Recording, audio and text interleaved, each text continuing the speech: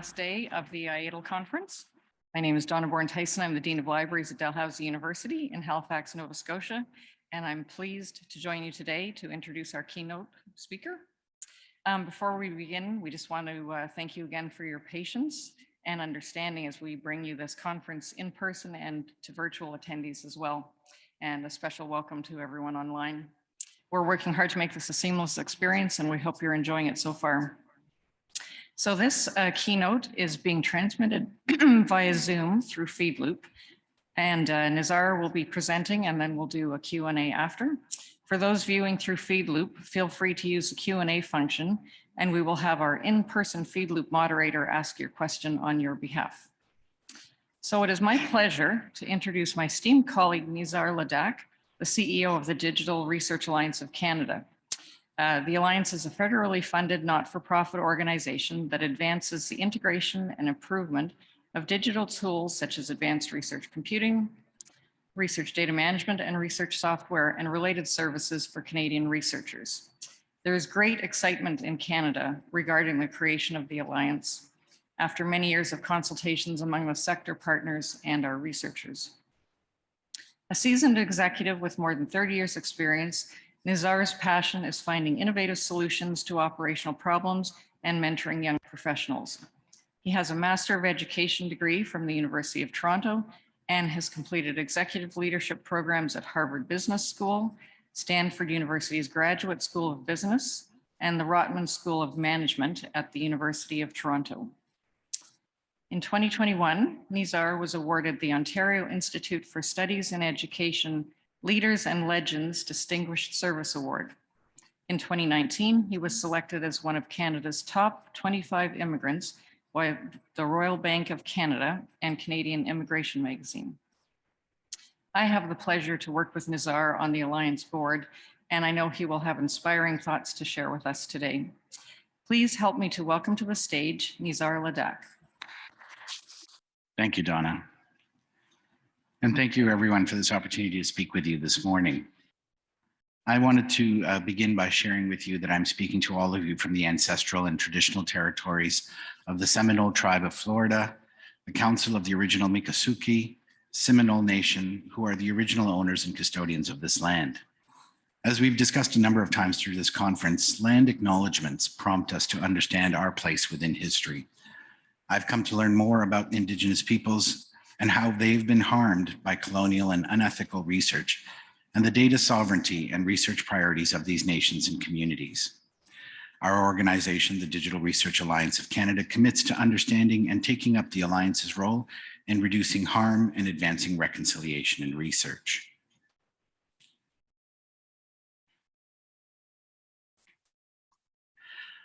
The two conference themes that I'm going to be speaking to you today are changing landscape of research and workplace organizational culture. In speaking to these themes, I'll also be discussing a new organization that's been formed in Canada called the Digital Research Alliance of Canada. As well, I was not a member of the research data management sector, and I only got to know this sector when I became the CEO of the organization. And I wanted to conclude my talk this morning by sharing some observations I've gained as I've immersed myself in the RDM community. Finally, while it was not initially planned, my talk is a bit of a capstone for some of the other keynote speeches that have happened this wonderful conference. And so I'll be trying to make some connections to the other speakers in terms of the messages that they've left for us. So while cyber infrastructure is more commonly used in various jurisdictions, the term digital research infrastructure is a largely Canadian term that's used to refer to the collection of tools and services that encompass research data management, advanced research computing, and research software. These tools and services allow researchers to turn big data into scientific breakthroughs. In 2018, the Government of Canada announced $500 million in new investments for DRI, of which $375 million was to be funded to form a new organization called the Digital Research Alliance, whose mandate it was to bring together research data management, advanced computing, and software. Excuse me. The first task of our board was to hire a highly competent, charming, and outgoing CEO. President Obama was still finishing his term, so they hired me instead. I want to share with you a little bit about our vision and mission that we established as we formed the organization. Typically, this is pro forma. People will skip by this slide, but they'll put it up to be able to say they talked about it. But we've spent a lot of time actually purposefully selecting the words and choosing their meaning in order to form our vision and mission. So I wanted to spend a moment just to highlight some of those words. For instance, you see the word catalyze. It describes our role to lower barriers, but more importantly, to create a larger reaction throughout the ecosystem. In our vision, you'll see the term greater good. We have aims to be able to create positive impact, both within Canada, but also globally. In our mission statement, we aspire to be trusted, inclusive, and collaborative. We also look to be a key partner to national organizations like IAUTL, and we seek to be seen as a connector on the international stage. Earlier this year, we actually published our strategic plan, which I'll highlight for you in this slide. We highlighted 4 strategic objectives. We wish to provide quality service to all researchers, optimize organizational structure, work together for an integrated DRI landscape, and to maximize public investments in order to accelerate innovation. This document is available on our website and can be downloaded in both French and in English. And it will be the document that guides our work for the next number of years as we look to making the impact that we aspire to achieve. On this slide, you'll see that we are defining our main activities into 6 facets. Nationally, we coordinate and support advanced computing, research data management, and software. But in doing so, we also have the responsibility to fund digital research infrastructure in the country. To enable growth, we're focusing on training and developing the highly qualified personnel who make many of these systems come to life and support researchers throughout our country. Now, at the outset of this presentation, I mentioned the selected key themes would be picked up on from other keynotes. So for example, in Clifford's talk, Clifford discussed what was happening globally, and he picked up on some trends. One of the global trends that we believe is happening is the integration of research data management software and advanced computing. We looked at jurisdictions like the United Kingdom, the United States, Australia, and France. And what we're finding is that integration is increasingly being preferred amongst researchers. And if you pause and you think about that somewhat intuitively, that makes a lot of sense because those 3 different sectors from a researcher-centric point of view are all encompassed. They don't think about big computing without thinking about research software. And they don't think about the software and the big computing without ways in which to organize, store, save their information, and make it interoperable with other researchers whom they're hoping to work with, whether nationally or globally. In addition, we also completed a needs assessment as we were establishing our vision and mission. And we had 1,389 researchers from across the country in various disciplines who all had input into the various questions and needs that they articulated. And I'm going to highlight a couple of those on the next slide. So to orient you to this slide, in green, what you're seeing is the responses where individuals felt they strongly disagreed or disagreed. In gray, near the middle, it was the neutral responses. And in the mustard on the other side, on I guess it would be your right-hand side of your screen, were individuals who strongly agreed or agreed with the questions. And so we asked questions around support, storage, funding, computing. And in general, there was an increased need for training of additional HQP or highly qualified personnel, a growth in professional support staff for DRI. And on the topic of storage, there is growing demand for more and faster support. Improved file management systems could also alleviate storage issues in national platforms. On accessing funding, many of our researchers complained that the processes were cumbersome and time-consuming, whether they were working with the Alliance or whether they were working with Canada's national granting councils. Not surprisingly, on the topic of computing, the sentiment generally was more computing, faster, and greater access to CPU and GPU clusters. On the next slide, we asked our researchers, as we think about our work plans and our business plans, how should we prioritize amongst the various needs that they articulated?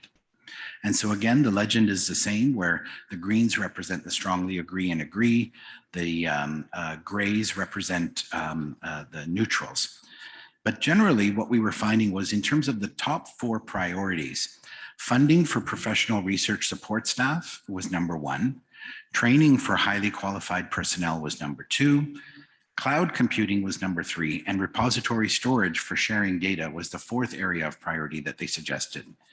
For this particular community, shortly afterwards, in places 6th, 7th, and 8th in terms of priority ranking, was demand for access to archival storage, secure storage, and sensitive data and backup storage. Sensitive data backup storage. It was also these priority areas that reminded me of Joan Lipcott's keynote, where Joan spoke about the need for awareness and marketing and how libraries can support their academic colleagues. Similarly, I believe an awareness-raising campaign is needed around the benefits of RDM and how, in many ways, it's one of the key areas enabling research going forward. I firmly believe that there's an opportunity for IATL, based on its global reach, to be able to bring together and support such an awareness-raising campaign, and you can count on the Alliance in supporting that work. But fortunately, in Canada, we're also seeing increasing relevance and focus on research data management, as was evidenced by our federal granting councils. Because by March 1st, 2023, each post-secondary institution in Canada and every research hospital that's eligible to administer one of the 3 funding grants that they receive from our national councils must have an institutional research data management strategy. This has resulted in a groundswell of support for research data management techniques, research data management understanding, and throughout, a demand for research data management personnel. As examples on the next slide, the Alliance Research Data Management Department supports a number of different initiatives, and I'll just pick on a couple. I clicked that too fast, sorry. The DMP Assistant, which is hosted at the University of Alberta, is a national open bilingual data management planning tool that helps researchers better manage and understand their data management plans as they're thinking about their research. The Alliance also supports a national instance of Dataverse, the Dataverse repository, which is operated by Scholars Portal at the University of Toronto. And many of these things are available to you off the internet, so you can learn more. The Alliance also works to support the proliferation of various tool sets. And on this next slide, you can see that we're also a funder of research data management initiatives.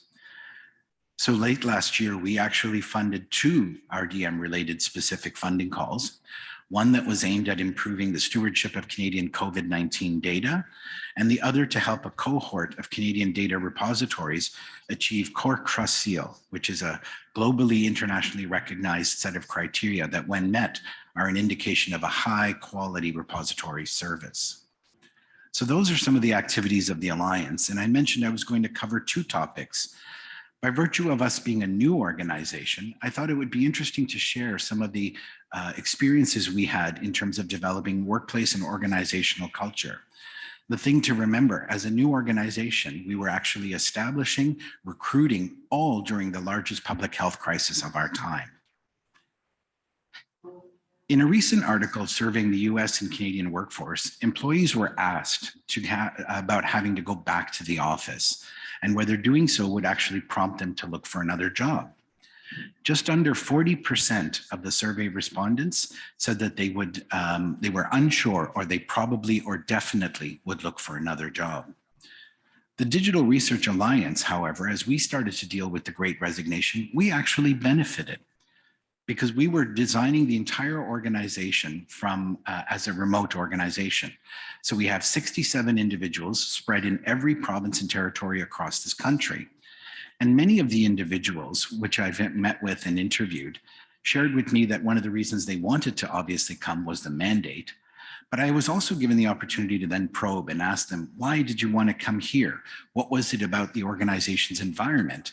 And many talked about the opportunity to work with other very intelligent colleagues, but also it was primarily the remote working environment that gave them the opportunity to create work-life balance, to be able to judge their own hours. And that worked in our favor as well. because one of the things that we contend with is the fact that while we have individuals spread across the country, the size of Canada actually covers 6 different time zones. And so having individuals in the far west coast or the east coast or in central Canada allows us to be there for researchers regardless of the various time zones. So let me share a little bit about the demographics of our staff to see if they compare to yours. 2/3 of our team are under the age of 44, 1/3 live with a partner, and 1/3 have children in their home. So when we did our benefits survey, we started asking them questions about the kinds of things that they wanted, both in terms of culture as well as human resource benefits. Now, I mentioned our geography, and that's an area that we've had to severely contend with. And I say severely because we have about 67 individuals in every single province and territory. 40 of them joined through amalgamation of 3 separate organizations. And we've had to contend with the different time zones. So what's an even typical workday? Now, the thing that I want you to know about Canada is we're the 2nd largest landmass on the planet that follows Russia. And around the center of the country, you'll see the province of Ontario, which encompasses the Great Lakes. And it's our most populous province, about 14 million people. Now, even though I shared that, it's hard for you to visualize how large is this country that Nizar is referring to. So I found a really cool tool on the internet, which allows me to superimpose other geographies over Canada. And so the reason I was asking you to focus on Ontario, which is just near the middle of the country, is I was able to superimpose Europe over Canada. And what you can see is you can literally drive from Iraq to Greece and you wouldn't have left the province of Ontario. We're also very proud about our natural resources and our Great Lakes. Well, using that same technique, I was able to superimpose the entire United Kingdom to fit just within the Great Lakes, which is a small portion of Canada. Now, I share this with you because from a culture and an organizational design point of view, even just bringing our staff together for team building, strategic planning, corporate planning, any of those kinds of activities becomes very, very expensive. From the West Coast, where we have a few dozen of our teammates, to drive to our capital city in Canada, if we chose the center like Ottawa, it's a 5-hour flight. And based on flight availability, many of them would have to stay overnight. And you're talking about a few $1,000s per individual overall. And so it becomes a largely daunting $100,000 exercise easily every time you just bring the staff together to a common place. So within this context, we're trying to build a new organizational culture. So while I shared that the benefits of the virtual workplace weighed in our favor during the Great Resignation, those benefits are also 2 sides of the same coin.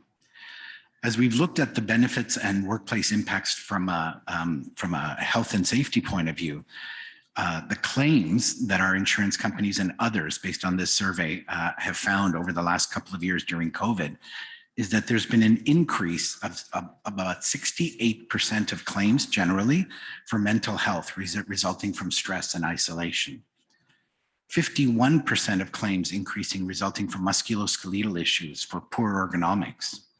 28% of claims for chronic pain, and the list goes on and on. And of course, this presentation is going to be recorded, so you're welcome to see these slides and use them for your own discussions. But then as we started to think about our own team, we surveyed them as we were looking for an insurance and health benefits provider. And here's some of the things that they talked about. 77% of employees disagree with the statement, "I rarely have feelings of burnout." Now, this is particularly prominent for us as an organization that's only a few years old. 70% would like to learn more about managing their mental health, but I was encouraged to see that about 90% of our team is looking to increase their physical activity. And so that oriented us to the kinds of services. We looked at gym memberships. We looked at wellness and health and well-being, which I know is also a topic of conversation that will happen later today.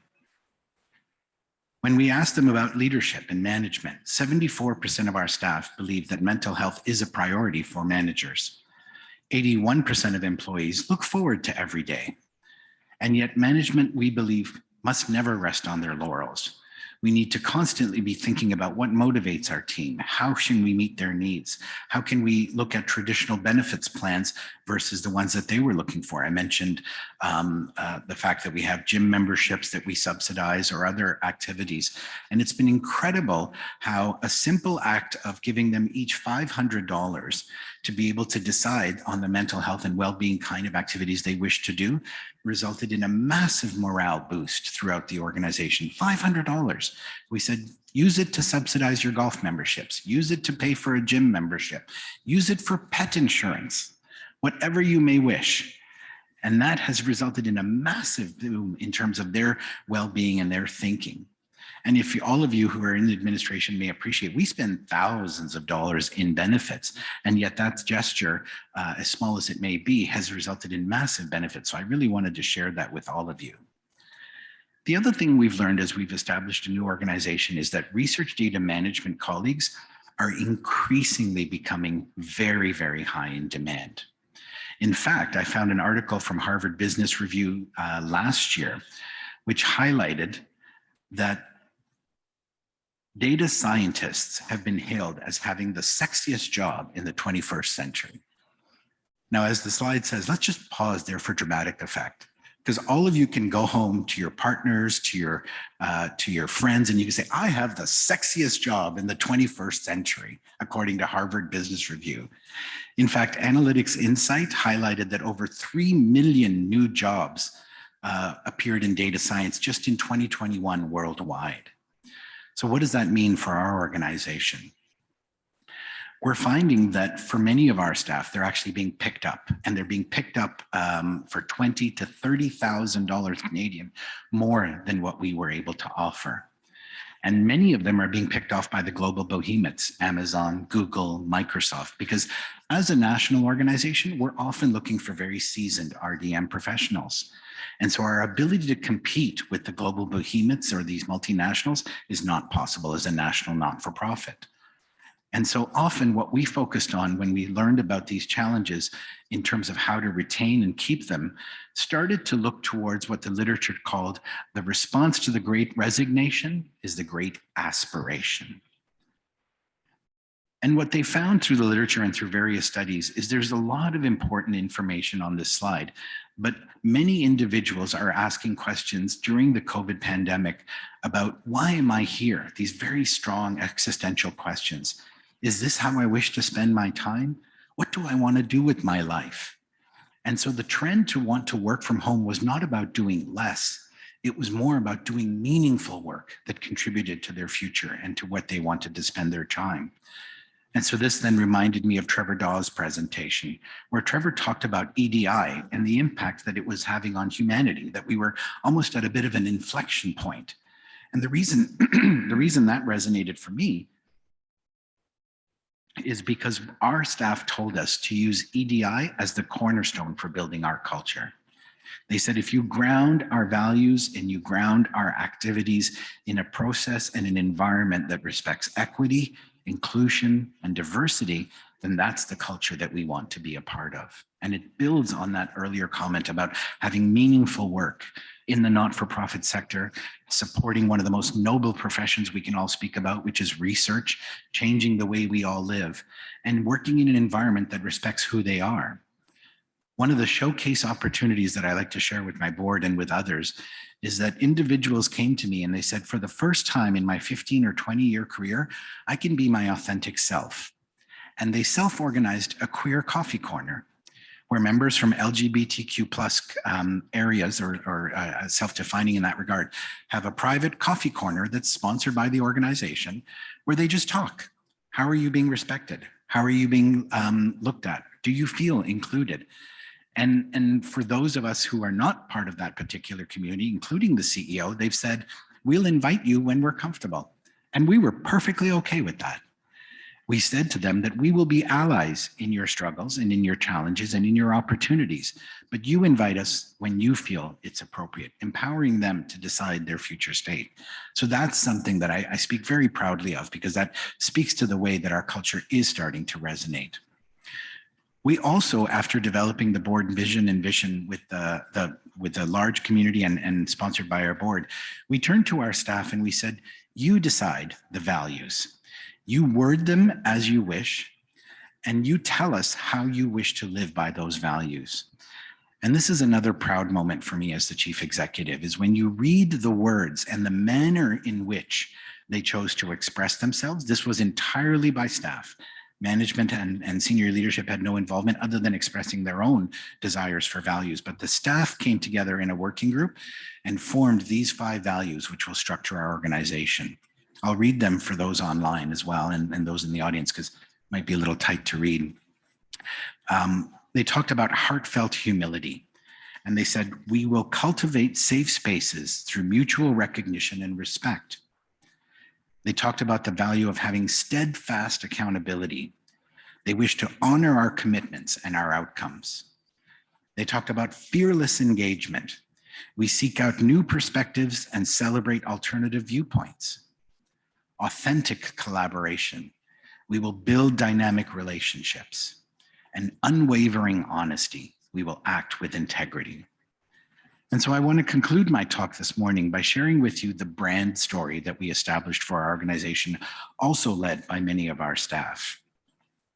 From discovering insulin, which is a Canadian find, or a Canadian discovery, from discovering insulin to fighting climate change, to examining social inequity and beyond, Canada's researchers have collaboratively tackled some of humanity's biggest challenges. Today, research is increasingly urgent, complex, and interconnected. And in response, our researchers need better support for data management and better access to specialized software and advanced computing power. We are accelerating discovery by transforming how digital research infrastructure is designed, managed, sustained, and delivered to Canada's researchers and their global collaborators. Investing with vision, planning for the future, improving access to integrated digital research infrastructure, and collaborating with a network of partners are all at the heart of what we do. We both lead and serve. Bringing a cohesive pan-Canadian vision for digital research infrastructure and a passion to collaboratively support our brilliant research community as they ask questions, gain understanding, accelerate discovery, and transform how we live in our world.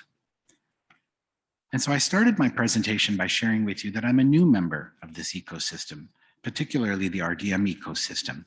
And I wanted to share some of my observations as I've tried to bring together the research data management, research software, and advanced computing communities, at least in Canada. And what I've come to see from many of you is that specifically amongst research data management professionals, I would use the following to describe what I've observed. You are a socially conscious community. You stand against injustice and you strive for a more humane existence.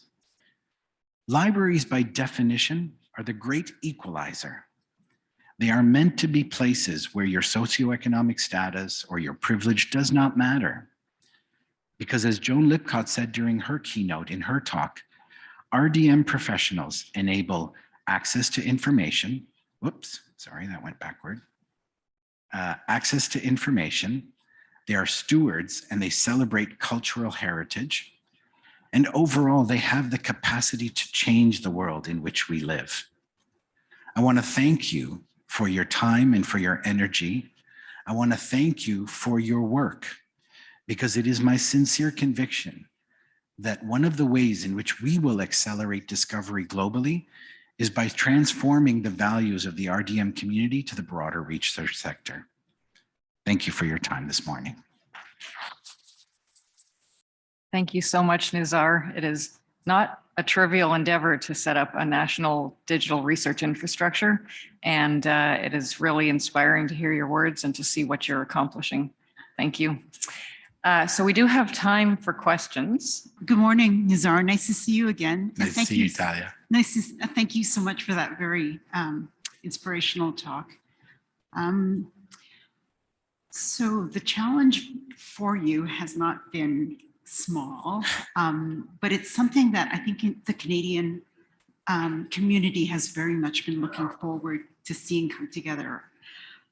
You talk about bringing together the RDM layer, along with the research software layer, and of course, advanced computing. And each of these communities has their particular culture, as you've certainly observed. Can you talk a little bit about how it's been to bring those perspectives together, and whether, like, what you imagine or aspire for these three communities as we look out 5-10 years from today? Thanks, Talia. That's a great question. You're very right. They're very different communities with different cultures. I would characterize RDM as I have, as the ones that are generally very forward-looking, looking forward to change, comfortable with change. The advanced research computing area is one that's often characterizes themselves as sort of, we know how it should be done. We have the knowledge base, we have processes, we have global comparators. And the RS space is sort of a hybrid of the two. And so in many ways, what I'm hoping by virtue of bringing them together on working groups, on committees, to help them support the way they wish to go forward, is that there'll be a bit of a metamorphosis. And whether that's a naive approach or not, it seems to be working, where the best elements of RDM are influencing advanced research computing, and the best processes and practices in advanced research computing are influencing the RDM communities. And so often there's this us versus them mentality, which we have to overcome. And in many ways, I've said to my board, what we're actually trying to do is a 150-year-old problem. Because in addition to the cultural metamorphosis that we're hoping to create within advanced research computing and software, we're dealing with issues of federalism, where the federal government, by virtue of funding us, has specific views about what they want our organization to achieve. The provinces are jockeying for position to say, this is what we need to be able to contribute. There's a co-funding responsibility in many of the work, many of the projects that we're doing. And so provinces are looking for their stake in the issues. We have several data centers located at universities, and those universities are stepping up and saying, where's our voice at the table? We have a national networking agency who has responsibilities to partner with us on cybersecurity, and they're saying, where's our voice at the table? We have the tri-councils who fund it. Where's our voice at the table? And so these voices, which we wish to respect and include, you could easily have a working group that, if you tried to represent everybody, would be 50, 60 people. It's not a working group anymore. It's a steering committee of some kind. So trying to find that balance and appreciating that where we can bring people together, as opposed to trying to argue with people to say, I don't have space for you at my table. That's not a message people want to receive, but say that you have to invoke a level of trust in terms of the people that will be appointed to those tables, and look to the values by which we're making certain decisions. And that's why there was such an emphasis in my talk this morning about the value systems. And that's what people can get around. When we use phrases and sincerely express them as, we're all in it to improve research and to propel Canada to the global stage, people tend to start to build that trust. But ultimately, the proof will be in the pudding, right? My board often reminds me that everybody will like us until we actually spend our first dollar. And that's when they're going to say, well, where were we and where were I? And so that's soon to happen. And so we'll see how that works. But I think the looking forward the next 5 years, as you asked at the end, I'm very encouraged by the future. I think there's more work than anyone can actually manage individually. And so by focusing people's energies on the work as opposed to the sort of territoriality that sometimes emerges in these kind of conversations, I think that's where our win will emerge. But ultimately, I think if researchers say, we like what's happening, then everybody will get in line.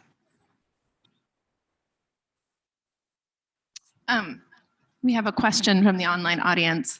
From Nuruddin Merchant from Habib University in Pakistan. Hi, Nizar. I am from Karachi, Pakistan. One of the challenges I found with RDM or research in general is it is not accessible and most of the times understandable by common people. How important is it to make this a public thing? I thank you for the question, and assalamu alaikum. I think this is a wonderful opportunity. This is one of the reasons that Joan's keynote resonated and I highlighted. I think there's a role for IAUTL here. It's not just about marketing or branding or promoting, but an awareness raising campaign was the phrase Joan used, which resonated for me, which is to explain to researchers what are the benefits that are entailed in their respective libraries? What are the benefits that data scientists, who are largely the individuals employed in this field, can bring to their research? So we have a very compelling way in which to explain what does this mean for you? And so I think through IAUTL, if we can use it as a sort of rallying point for the community to help them understand that your research actually increases in longevity, your research is shareable, testable, all of the things that academics look towards, replicatable, because of the data management frameworks and the software tools that we bring to that work, I think people will start to appreciate it. When I was talking with some of my colleagues, Talia earlier, or Donna, I said, you know, one of the things that I do when I go to layperson audiences is I say, raise your hands if you know what a library looks like. And everybody, of course, raises their hands. And I show them a traditional English library with tons of books and lots of mahogany and things like that. And then I say, well, this is what it looks like at Dalhousie University or the University of Toronto. And it's server farms, right? Because these are, in fact, IT shops today. Many of you are data scientists working with high-powered technology. And I show them scanning machines and I show them, you know, servers with blinking lights and connected by fiber. And they're like, that's what a university library looks like today. And they're like, really? I had no idea. So it's simple gestures to be able to explain to folks that technology didn't ignore libraries. Libraries embraced technology. All journals are online. Many of our students during COVID survived because many of their tools, texts, and other materials were online. And they were all made possible by research data management professionals. Many of the research didn't stop during COVID because of the work of research data management professionals. So I think it's focusing the lens and the light, the spotlight on how we've actually came through one of the largest public health crises because of the work that you do. So hope that answers the question.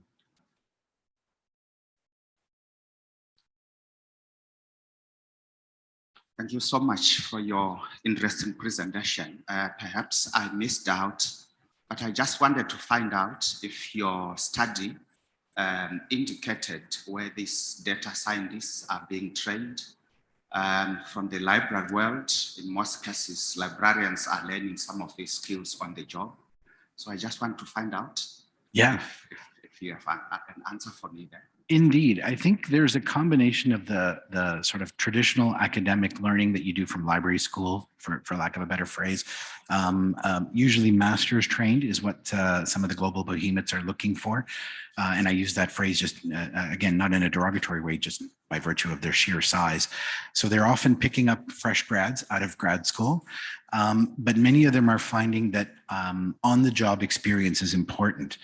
And so we've lost a number from our organization because you can literally go to our website and go to the Department of Research Data Management, see their faces, see their bios, and it's like a menu. I'd like this person, this person, this person, and we're thrilled about it, to be honest, because we're giving back to the community and it's great jobs for them as well. But often when I've spoken with them, I've said, let's turn a crisis into an opportunity. How would you feel if we actually did the training on national tool sets for these individuals? We gave them access to the tool sets that you'll need them to be able to access, whether it's an Amazon tool set or a Google tool set or others, and they stay with us for 2 or 3 years, and then you want to hire them. They're like, well, that's a pretty good deal. Well, what's in it for, what's in it for you? And I said, well, you'll pay for those tool sets because we're a national not-for-profit. Give us the tools that you want us to train them on, make them available, not for our organization, for researchers in Canada, and then find these individuals. So we're happy to be a training ground for many of these individuals. And they said, that's great. That makes perfect sense. From a business point of view, it's a huge value add. These are tool sets that already exist for them. It's a lost leader to give them to us. But if anything, we're training them on the very tool sets that they need to understand and how these data frameworks work. So I think it, in many ways, if we think about things somewhat innovatively, like we can fight back with them and realize, no, we can't compete on salary. 20, 30,000 is nothing to them. It's a big deal for us. But we look at ways in which we can actually collaborate. That's where I see a lot of the promise of the future. So as Talia asked, why do I have this sort of optimistic view of the future? It's because I believe looking for that win-win scenario is the one that's going to move us all and propel us forward. In many ways, I mean, if you think about this gathering, we have the expertise that's come from 30 odd countries, Chuck, I think you said. This is knowledge that we're all willing to share openly with one another. And so the challenges, that we each face in our various jurisdictions, there are often commonalities. And the value of these kinds of conferences is you can say, this is what I'm experiencing at home. Are you experiencing something similar? And quite likely. I think, when I think about, I'm going somewhat off on a tangent, but when I think about what COVID taught us, there was tragedy, there was misery, there was a lot of negative things. But what COVID really taught us is we are an integrated planet in many ways. We have to come together to be able to get through these kinds of crises, right? It wasn't one country that solved it. It was the World Health Organization. It was others that brought together. It was collaboration between big pharma that sort of resulted in some of these things. So I think the secret to improving training and development going forward for these areas is not necessarily trying to compete, but collaborate. And I think that's where the opportunity lies.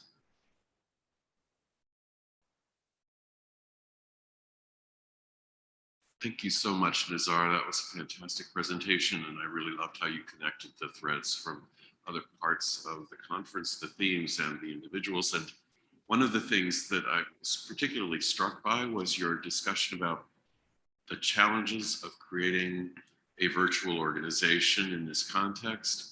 And you're creating a positive virtual workplace culture and trying to make it work, because that's one of the challenges we're all thinking about. There are people that tie their sense of dislocation to the absence from being in the physical workplace. So what you've done is a lot of thinking about what it means to create a positive and healthy virtual workplace culture, because you have to for your organization.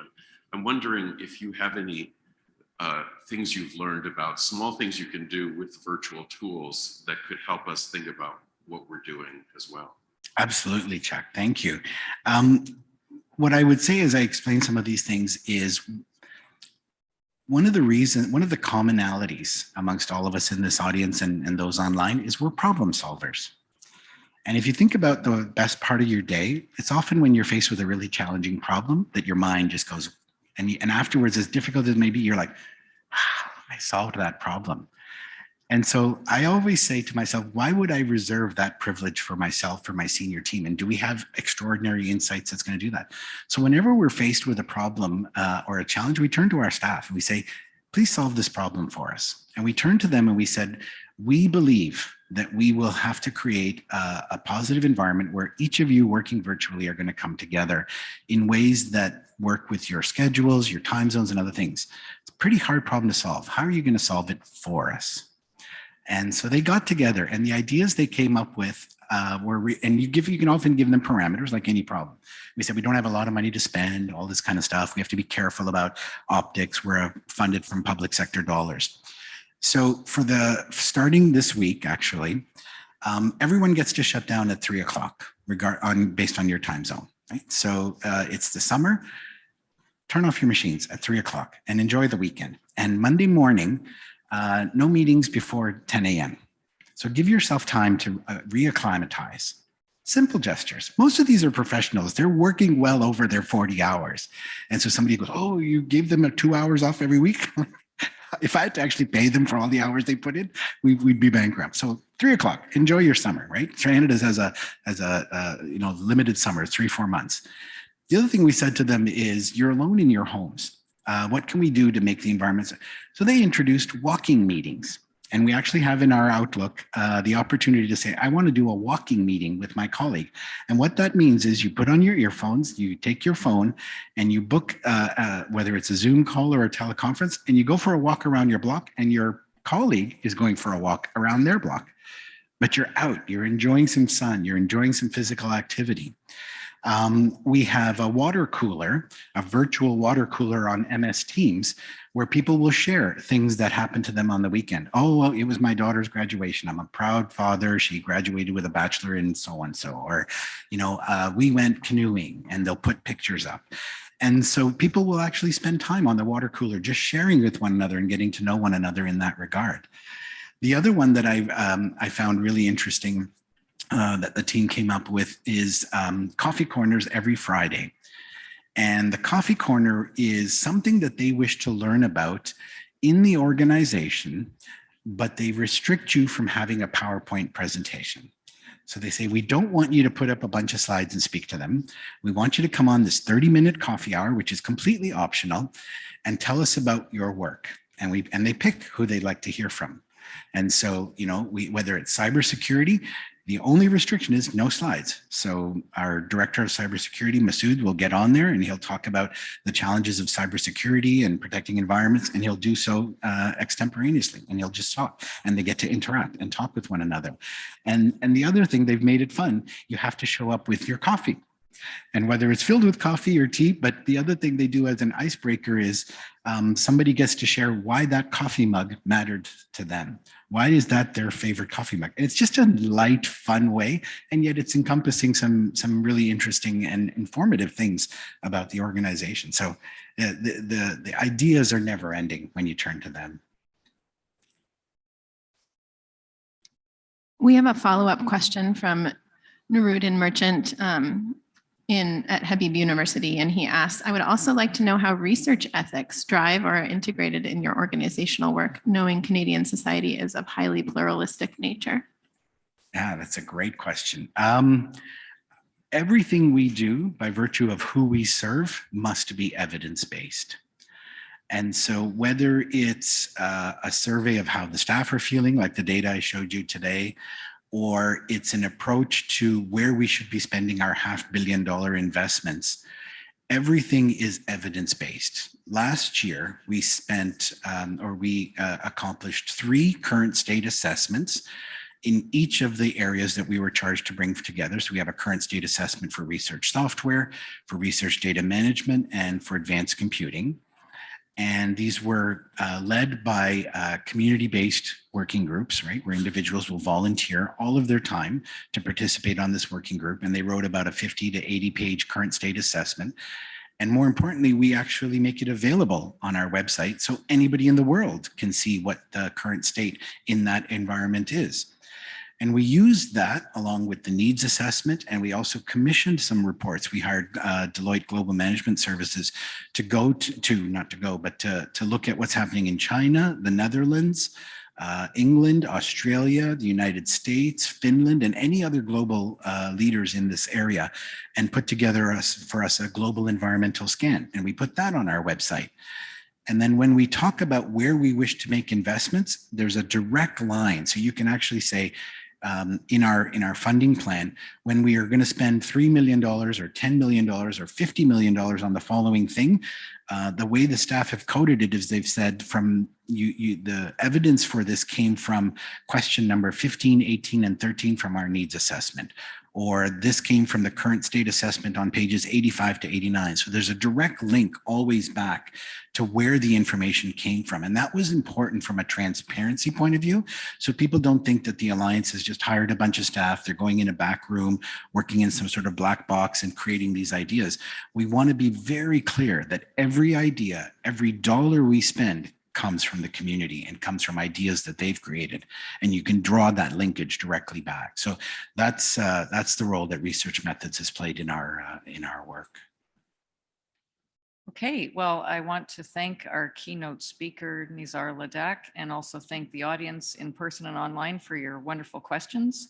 Can we have one more round of applause for Nizar?